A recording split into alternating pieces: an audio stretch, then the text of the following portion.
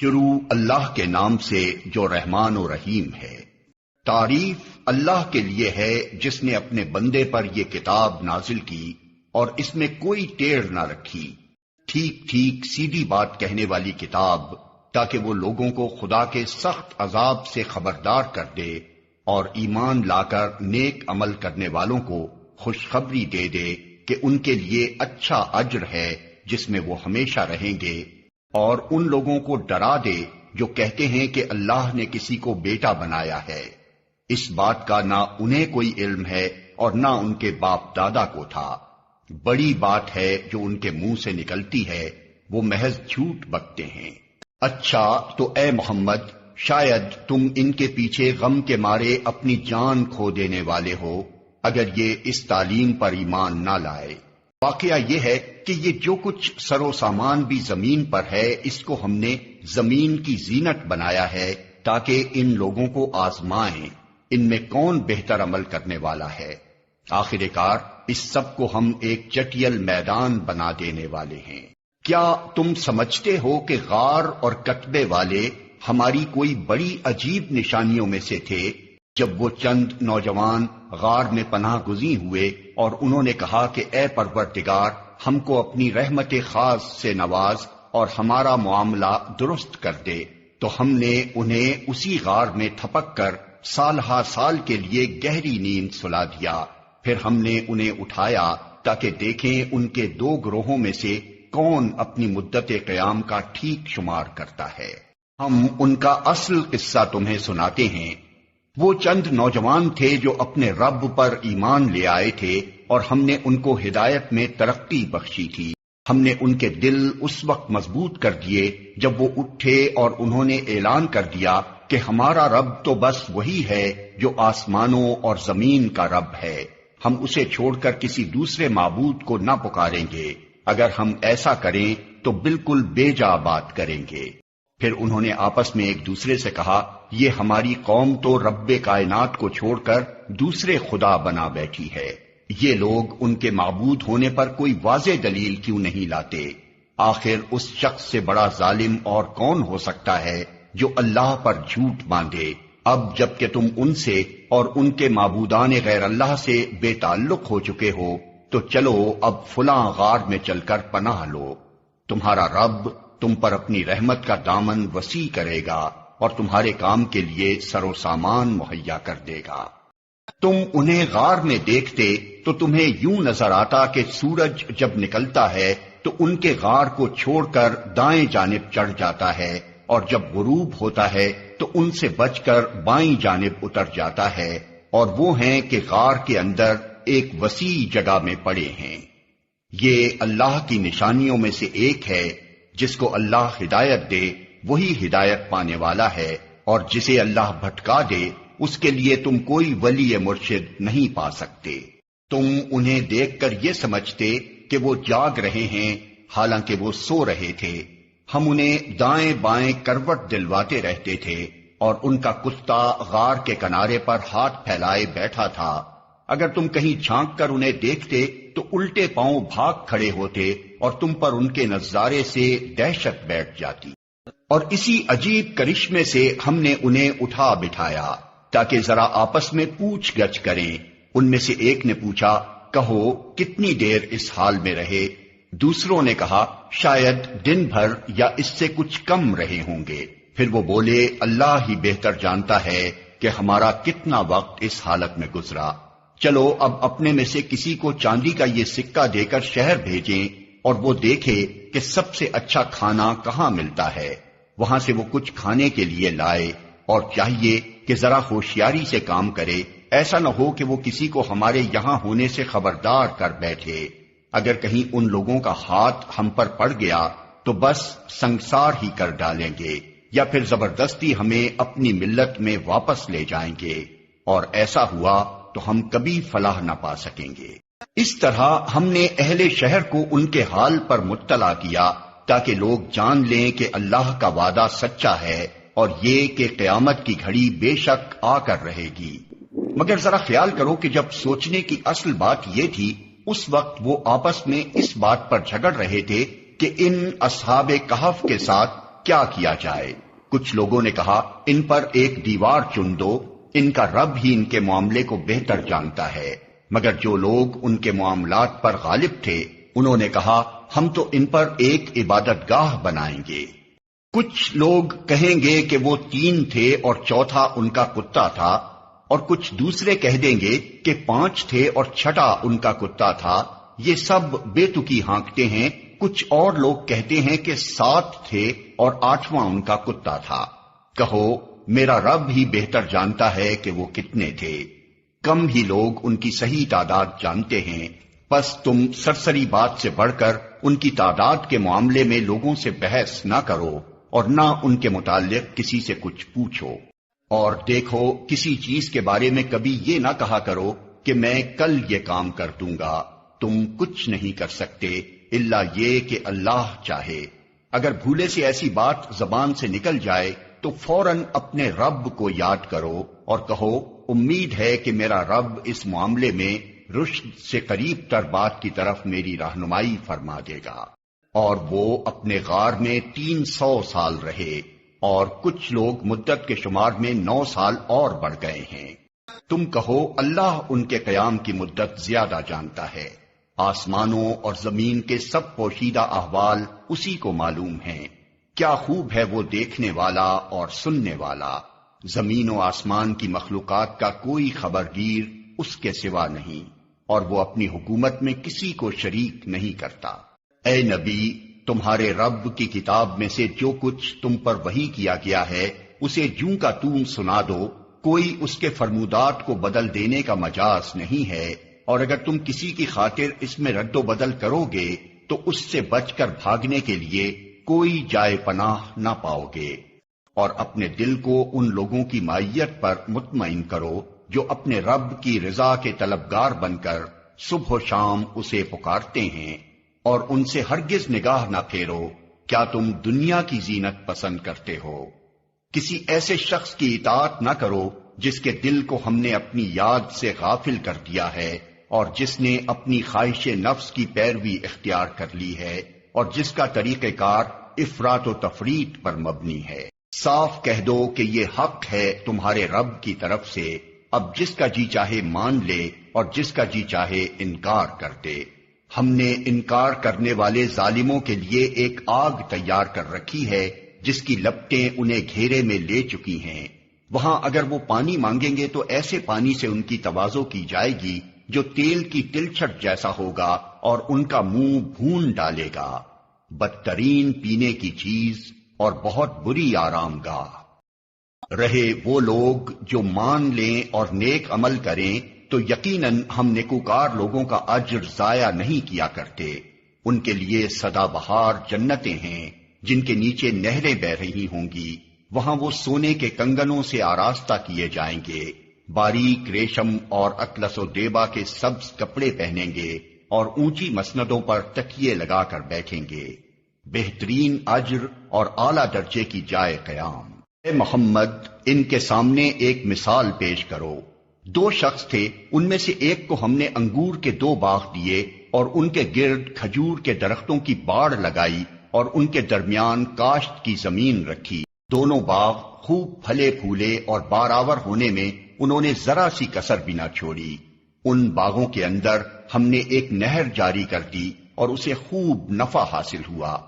یہ کچھ پا کر ایک دن وہ اپنے ہمسائے سے بات کرتے ہوئے بولا، میں تجھ سے زیادہ مالدار ہوں اور تجھ سے زیادہ طاقتور نفری رکھتا ہوں۔ پھر وہ اپنی جنت میں داخل ہوا اور اپنے نفس کے حق میں ظالم بن کر کہنے لگا، میں نہیں سمجھتا کہ یہ دولت کبھی فنا ہو جائے گی، اور مجھے توقع نہیں کہ قیامت کی گھڑی کبھی آئے گی۔ تاہم اگر کبھی مجھے اپنے رب کے حضور پلٹایا بھی گیا تو ضرور اس سے بھی زیادہ شاندار جگہ پاؤں گا۔ اس کے ہمسائے نے گفتگو کرتے ہوئے اس سے کہا، کیا تو کفر کرتا ہے اس ذات سے جس نے تجھے مٹی سے اور پھر نطفے سے پیدا کیا اور تجھے ایک پورا آدمی بنا کھڑا کیا؟ رہا میں تو میرا رب وہی اللہ ہے، اور میں اس کے ساتھ کسی کو شریک نہیں کرتا۔ اور جب تو اپنی جنت میں داخل ہو رہا تھا تو اس وقت تیری زبان سے یہ کیوں نہ نکلا کہ ماشاء اللہ لا قوت الا باللہ؟ اگر تو مجھے مال اور اولاد میں اپنے سے کمتر پا رہا ہے تو بعید نہیں کہ میرا رب مجھے تیری جنت سے بہتر عطا فرما دے اور تیری جنت پر آسمان سے کوئی آفت بھیج دے جس سے وہ صاف میدان بن کر رہ جائے یا اس کا پانی زمین میں اتر جائے اور پھر تو اسے کسی طرح نہ نکال سکے۔ آخر کار ہوا یہ کہ اس کا سارا ثمرہ مارا گیا اور وہ اپنے انگوروں کے باغ کو ٹٹیوں پر الٹا دیکھ کر اپنی لگائی ہوئی لاگت پر ہاتھ ملتا رہ گیا اور کہنے لگا، کاش میں نے اپنے رب کے ساتھ کسی کو شریک نہ ٹھہرایا ہوتا۔ نہ ہوا اللہ کو چھوڑ کر اس کے پاس کوئی جتھا کہ اس کی مدد کرتا، اور نہ کر سکا وہ آپ ہی اس آفت کا مقابلہ۔ اس وقت معلوم ہوا کہ کارسازی کا اختیار خدائے برحق ہی کے لیے ہے۔ انعام وہی بہتر ہے جو وہ بخشے، اور انجام وہی بخیر ہے جو وہ دکھائے۔ اور اے نبی، انہیں حیات دنیا کی حقیقت اس مثال سے سمجھاؤ کہ آج ہم نے آسمان سے پانی برسا دیا تو زمین کی پود خوب گھنی ہو گئی، اور کل وہی نباتات بھس بن کر رہ گئی جسے ہوائیں اڑائے لیے پھرتی ہیں۔ اللہ ہر چیز پر قدرت رکھتا ہے۔ یہ مال اور یہ اولاد محض دنیاوی زندگی کی ایک ہنگامی آرائش ہے، اصل میں تو باقی رہ جانے والی نیکیاں ہی تیرے رب کے نزدیک نتیجے کے لحاظ سے بہتر ہیں، اور انہی سے اچھی امیدیں وابستہ کی جا سکتی ہیں۔ فکر اس دن کی ہونی چاہیے جبکہ ہم پہاڑوں کو چلائیں گے اور تم زمین کو بالکل برہنا پاؤ گے، اور ہم تمام انسانوں کو اس طرح گھیر کر جمع کریں گے کہ اگلوں پچھلوں میں سے ایک بھی نہ چھوٹے گا، اور سب کے سب تمہارے رب کے حضور صف در صف پیش کیے جائیں گے۔ لو دیکھ لو، آ گئے نا تم ہمارے پاس، اسی طرح جیسا ہم نے تم کو پہلی بار پیدا کیا تھا۔ تم نے تو یہ سمجھا تھا کہ ہم نے تمہارے لیے کوئی وعدے کا وقت مقرر ہی نہیں کیا ہے، اور نامہ اعمال سامنے رکھ دیا جائے گا۔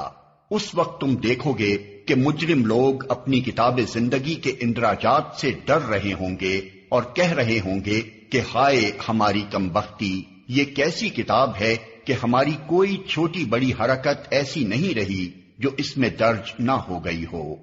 جو کچھ انہوں نے کیا تھا وہ سب اپنے سامنے حاضر پائیں گے، اور تیرا رب کسی پر ذرا ظلم نہ کرے گا۔ یاد کرو جب ہم نے فرشتوں سے کہا کہ آدم کو سجدہ کرو تو انہوں نے سجدہ کیا، مگر ابلیس نے نہ کیا، وہ جنوں میں سے تھا، اس لیے اپنے رب کے حکم کی اطاعت سے نکل گیا۔ اب کیا تم مجھے چھوڑ کر اس کو اور اس کی ذریت کو اپنا سرپرست بناتے ہو، حالانکہ وہ تمہارے دشمن ہیں؟ بڑا ہی برا بدل ہے جسے ظالم لوگ اختیار کر رہے ہیں۔ میں نے آسمان و زمین پیدا کرتے وقت ان کو نہیں بلایا تھا، اور نہ خود ان کی اپنی تخلیق میں انہیں شریک کیا تھا۔ میرا یہ کام نہیں ہے کہ گمراہ کرنے والوں کو اپنا مددگار بنایا کروں۔ پھر کیا کریں گے یہ لوگ اس روز جبکہ ان کا رب ان سے کہے گا کہ پکارو اب ان ہستیوں کو جنہیں تم میرا شریک سمجھ بیٹھے تھے۔ یہ ان کو پکاریں گے مگر وہ ان کی مدد کو نہ آئیں گے، اور ہم ان کے درمیان ایک ہی ہلاکت کا گڑھا مشترک کر دیں گے۔ سارے مجرم اس روز آگ دیکھیں گے اور سمجھ لیں گے کہ اب انہیں اس میں گرنا ہے، اور وہ اس سے بچنے کے لیے کوئی جائے پناہ نہ پائیں گے۔ ہم نے اس قرآن میں لوگوں کو طرح طرح سے سمجھایا، مگر انسان بڑا ہی جھگڑالو واقع ہوا ہے۔ ان کے سامنے جب ہدایت آئی تو اسے ماننے اور اپنے رب کے حضور معافی چاہنے سے آخر ان کو کس چیز نے روک دیا؟ اس کے سوا اور کچھ نہیں کہ وہ منتظر ہیں کہ ان کے ساتھ بھی وہی کچھ ہو جو پچھلی قوموں کے ساتھ ہو چکا ہے، یا یہ کہ وہ عذاب کو سامنے آتے دیکھ لیں۔ رسولوں کو ہم اس کام کے سوا اور کسی غرض کے لیے نہیں بھیجتے کہ وہ بشارت اور تنبیہ کی خدمت انجام دے دیں، مگر کافروں کا حال یہ ہے کہ وہ باطل کے ہتھیار لے کر حق کو نیچا دکھانے کی کوشش کرتے ہیں، اور انہوں نے میری آیات کو اور ان تنبیہات کو جو انہیں کی گئیں مذاق بنا لیا ہے۔ اور اس شخص سے بڑھ کر ظالم اور کون ہے جسے اس کے رب کی آیات سنا کر نصیحت کی جائے اور وہ ان سے منہ پھیرے اور اس برے انجام کو بھول جائے جس کا سر و سامان اس نے اپنے لیے خود اپنے ہاتھوں کیا ہے۔ جن لوگوں نے یہ روش اختیار کی ہے ان کے دلوں پر ہم نے غلاف چڑھا دیے ہیں جو انہیں قرآن کی بات نہیں سمجھنے دیتے، اور ان کے کانوں میں ہم نے گرانی پیدا کر دی ہے۔ تم انہیں ہدایت کی طرف کتنا ہی بلاؤ، وہ اس حالت میں کبھی ہدایت نہ پائیں گے۔ تیرا رب بڑا درگزر کرنے والا اور رحیم ہے۔ وہ ان کے کرتوتوں پر انہیں پکڑنا چاہتا تو جلدی ہی عذاب بھیج دیتا، مگر ان کے لیے وعدے کا ایک وقت مقرر ہے، اور اس سے بچ کر بھاگ نکلنے کی یہ کوئی راہ نہ پائیں گے۔ یہ عذاب رسیدہ بستیاں تمہارے سامنے موجود ہیں، انہوں نے جب ظلم کیا تو ہم نے انہیں ہلاک کر دیا، اور ان میں سے ہر ایک کی ہلاکت کے لیے ہم نے وقت مقرر کر رکھا تھا۔ ذرا ان کو وہ قصہ سناؤ جو موسیٰ کو پیش آیا تھا، جبکہ موسیٰ نے اپنے خادم سے کہا تھا کہ میں اپنا سفر ختم نہ کروں گا جب تک کہ دونوں دریاؤں کے سنگم پر نہ پہنچ جاؤں، ورنہ میں ایک زمانہ دراز تک چلتا ہی رہوں گا۔ بس جب وہ ان کے سنگم پر پہنچے تو اپنی مچھلی سے غافل ہو گئے، اور وہ نکل کر اس طرح دریا میں چلی گئی جیسے کوئی سرنگ لگی ہے۔ آگے جا کر موسیٰ نے اپنے خادم سے کہا، لاؤ ہمارا ناشتہ، آج کے سفر میں تو ہم بری طرح تھک گئے ہیں۔ خادم نے کہا، آپ نے دیکھا یہ کیا ہوا؟ جب ہم اس چٹان کے پاس ٹھہرے ہوئے تھے اس وقت مجھے مچھلی کا خیال نہ رہا، اور شیطان نے مجھ کو ایسا غافل کر دیا کہ میں اس کا ذکر آپ سے کرنا بھول گیا۔ مچھلی تو عجیب طریقے سے نکل کر دریا میں چلی گئی۔ موسیٰ نے کہا، اسی کی تو ہمیں تلاش تھی۔ چنانچہ وہ دونوں اپنے نقش قدم پر پھر واپس ہوئے، اور وہاں انہوں نے ہمارے بندوں میں سے ایک بندے کو پایا جسے ہم نے اپنی رحمت سے نوازا تھا اور اپنی طرف سے ایک خاص علم عطا کیا تھا۔ موسیٰ نے اس سے کہا، کیا میں آپ کے ساتھ رہ سکتا ہوں تاکہ آپ مجھے بھی اس دانش کی تعلیم دیں جو آپ کو سکھائی گئی ہے؟ اس نے جواب دیا، آپ میرے ساتھ صبر نہیں کر سکتے، اور جس چیز کی آپ کو خبر نہ ہو آخر آپ اس پر صبر کر بھی کیسے سکتے ہیں؟ موسیٰ نے کہا، انشاءاللہ آپ مجھے صابر پائیں گے، اور میں کسی معاملے میں آپ کی نافرمانی نہ کروں گا۔ اس نے کہا، اچھا اگر آپ میرے ساتھ چلتے ہیں تو مجھ سے کوئی بات نہ پوچھیں جب تک کہ میں خود اس کا آپ سے ذکر نہ کروں۔ اب وہ دونوں روانہ ہوئے، یہاں تک کہ جب وہ ایک کشتی میں سوار ہو گئے تو اس شخص نے کشتی میں شگاف ڈال دیا۔ موسیٰ نے کہا، آپ نے اس میں شگاف ڈال دیا تاکہ سب کشتی والوں کو ڈبو دیں، یہ تو آپ نے ایک سخت حرکت کر ڈالی۔ اس نے کہا، میں نے تم سے کہا نہ تھا کہ تم میرے ساتھ صبر نہیں کر سکتے؟ موسیٰ نے کہا، بھول چوک پر مجھے نہ پکڑیے، میرے معاملے میں آپ ذرا سختی سے کام نہ لیں۔ پھر وہ دونوں چلے، یہاں تک کہ ان کو ایک لڑکا ملا اور اس شخص نے اسے قتل کر دیا۔ موسیٰ نے کہا، آپ نے ایک بے گناہ کی جان لے لی، حالانکہ اس نے کسی کا خون نہ کیا تھا، یہ کام تو آپ نے بہت ہی برا کیا۔ اس نے کہا، میں نے تم سے کہا نہ تھا کہ تم میرے ساتھ صبر نہیں کر سکتے؟ موسیٰ نے کہا، اس کے بعد اگر میں آپ سے کچھ پوچھوں تو آپ مجھے ساتھ نہ رکھیں، لیجئے اب تو میری طرف سے آپ کو عذر مل گیا۔ پھر وہ آگے چلے، یہاں تک کہ ایک بستی میں پہنچے اور وہاں کے لوگوں سے کھانا مانگا، مگر انہوں نے ان دونوں کی ضیافت سے انکار کر دیا۔ وہاں انہوں نے ایک دیوار دیکھی جو گرا چاہتی تھی، اس شخص نے اس دیوار کو پھر قائم کر دیا۔ موسیٰ نے کہا، اگر آپ چاہتے تو اس کام کی اجرت لے سکتے تھے۔ اس نے کہا، بس میرا تمہارا ساتھ ختم ہوا، اب میں تمہیں ان باتوں کی حقیقت بتاتا ہوں جن پر تم صبر نہ کر سکے۔ اس کشتی کا معاملہ یہ ہے کہ وہ چند غریب آدمیوں کی تھی جو دریا میں محنت مزدوری کرتے تھے۔ میں نے چاہا کہ اسے عیب دار کر دوں، کیونکہ آگے ایک ایسے بادشاہ کا علاقہ تھا جو ہر کشتی کو زبردستی چھین لیتا تھا۔ رہا وہ لڑکا تو اس کے والدین مومن تھے، ہمیں اندیشہ ہوا کہ یہ لڑکا اپنی سرکشی اور کفر سے ان کو تنگ کرے گا، اس لیے ہم نے چاہا کہ ان کا رب اس کے بدلے ان کو ایسی اولاد دے جو اخلاق میں بھی اس سے بہتر ہو اور جس سے صلہ رحمی بھی زیادہ متوقع ہو۔ اور اس دیوار کا معاملہ یہ ہے کہ یہ دو یتیم لڑکوں کی ہے جو اس شہر میں رہتے ہیں۔ اس دیوار کے نیچے ان بچوں کے لیے ایک خزانہ مدفون ہے، اور ان کا باپ ایک نیک آدمی تھا، اس لیے تمہارے رب نے چاہا کہ یہ دونوں بچے بالغ ہوں اور اپنا خزانہ نکال لیں۔ یہ تمہارے رب کی رحمت کی بنا پر کیا گیا ہے، میں نے کچھ اپنے اختیار سے نہیں کر دیا ہے۔ یہ ہے حقیقت ان باتوں کی جن پر تم صبر نہ کر سکے۔ اور اے محمد، یہ لوگ تم سے ذوالقرنین کے بارے میں پوچھتے ہیں، ان سے کہو میں اس کا کچھ حال تم کو سناتا ہوں۔ ہم نے اس کو زمین میں اقتدار عطا کر رکھا تھا اور اسے ہر قسم کے اسباب و وسائل بخشے تھے۔ اس نے پہلے مغرب کی طرف ایک مہم کا سر و سامان کیا، حتیٰ کہ جب وہ غروب آفتاب کی حد تک پہنچ گیا تو اس نے سورج کو ایک کالے پانی میں ڈوبتے دیکھا اور وہاں اسے ایک قوم ملی۔ ہم نے کہا اے ذوالقرنین، تجھے یہ مقدرت بھی حاصل ہے کہ ان کو تکلیف پہنچائے اور یہ بھی کہ ان کے ساتھ نیک رویہ اختیار کرے۔ اس نے کہا جو ان میں سے ظلم کرے گا ہم اس کو سزا دیں گے، پھر وہ اپنے رب کی طرف پلٹایا جائے گا اور وہ اسے اور زیادہ سخت عذاب دے گا، اور جو ان میں سے ایمان لائے گا اور نیک عمل کرے گا اس کے لیے اچھی جزا ہے اور ہم اس کو نرم احکام دیں گے۔ پھر اس نے ایک دوسری مہم کی تیاری کی، یہاں تک کہ طلوع آفتاب کی حد تک جا پہنچا۔ وہاں اس نے دیکھا کہ سورج ایک ایسی قوم پر طلوع ہو رہا ہے جس کے لیے دھوپ سے بچنے کا کوئی سامان ہم نے نہیں کیا ہے۔ یہ حال تھا ان کا، اور ذوالقرنین کے پاس جو کچھ تھا اسے ہم جانتے تھے۔ پھر اس نے ایک اور مہم کا سامان کیا، یہاں تک کہ جب دو پہاڑوں کے درمیان پہنچا تو اسے ان کے پاس ایک قوم ملی جو مشکل ہی سے کوئی بات سمجھتی تھی۔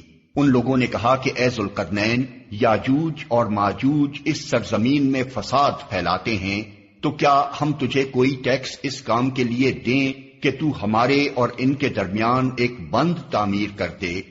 اس نے کہا جو کچھ میرے رب نے مجھے دے رکھا ہے وہ بہت ہے، تم بس محنت سے میری مدد کرو، میں تمہارے اور ان کے درمیان بند بنائے دیتا ہوں۔ مجھے لوہے کی چادریں لا کر دو۔ آخر جب دونوں پہاڑوں کے درمیانی خلا کو اس نے پاٹ دیا تو لوگوں سے کہا اب آگ دہکاؤ، حتیٰ کہ جب یہ آہنی دیوار بالکل آگ کی طرح سرخ ہو گئی تو اس نے کہا لاؤ اب میں اس پر پگھلا ہوا تانبا اونڈیلوں گا۔ یہ بند ایسا تھا کہ یاجوج و ماجوج اس پر چڑھ کر بھی نہ آ سکتے تھے، اور اس میں نقب لگانا ان کے لیے اور بھی مشکل تھا۔ ذوالقرنین نے کہا یہ میرے رب کی رحمت ہے، مگر جب میرے رب کے وعدے کا وقت آئے گا تو وہ اس کو پیوند خاک کر دے گا، اور میرے رب کا وعدہ برحق ہے۔ اور اس روز ہم لوگوں کو چھوڑ دیں گے کہ سمندر کی موجوں کی طرح ایک دوسرے سے گتھم گتھا ہوں، اور سور پھونکا جائے گا اور ہم سب انسانوں کو ایک ساتھ جمع کریں گے، اور وہ دن ہوگا جب ہم جہنم کو کافروں کے سامنے لائیں گے، ان کافروں کے سامنے جو میری نصیحت کی طرف سے اندھے بنے ہوئے تھے اور کچھ سننے کے لیے تیار ہی نہ تھے۔ تو کیا یہ لوگ جنہوں نے کفر اختیار کیا ہے یہ خیال رکھتے ہیں کہ مجھے چھوڑ کر میرے بندوں کو اپنا کارساز بنا لیں؟ ہم نے ایسے کافروں کی ضیافت کے لیے جہنم تیار کر رکھی ہے۔ اے محمد، ان سے کہو کیا ہم تمہیں بتائیں کہ اپنے اعمال میں سب سے زیادہ ناکام و نامراد لوگ کون ہیں؟ وہ کہ دنیا کی زندگی میں جن کی ساری سعی و جہد راہ راست سے بھٹکی رہی اور وہ سمجھتے رہے کہ وہ سب کچھ ٹھیک کر رہے ہیں۔ یہ وہ لوگ ہیں جنہوں نے اپنے رب کی آیات کو ماننے سے انکار کیا اور اس کے حضور پیشی کا یقین نہ کیا، اس لیے ان کے سارے اعمال ضائع ہو گئے۔ قیامت کے روز ہم انہیں کوئی وزن نہ دیں گے، ان کی جزا جہنم ہے، اس کفر کے بدلے جو انہوں نے کیا اور اس مذاق کی پاداش میں جو وہ میری آیات اور میرے رسولوں کے ساتھ کرتے رہے۔ البتہ وہ لوگ جو ایمان لائے اور جنہوں نے نیک عمل کیے ان کی میزبانی کے لیے فردوس کے باغ ہوں گے جن میں وہ ہمیشہ رہیں گے، اور کبھی اس جگہ سے نکل کر کہیں جانے کو ان کا جی نہ چاہے گا۔ اے محمد، کہو کہ اگر سمندر میرے رب کی باتیں لکھنے کے لیے روشنائی بن جائے تو وہ ختم ہو جائے مگر میرے رب کی باتیں ختم نہ ہوں، بلکہ اگر اتنی ہی روشنائی ہم اور لے آئیں تو وہ بھی کفایت نہ کرے۔ اے محمد، کہو کہ میں تو ایک انسان ہوں تم ہی جیسا، میری طرف وحی کی جاتی ہے کہ تمہارا خدا بس ایک ہی خدا ہے، پس جو کوئی اپنے رب کی ملاقات کا امیدوار ہو اسے چاہیے کہ نیک عمل کرے اور بندگی میں اپنے رب کے ساتھ کسی اور کو شریک نہ کرے۔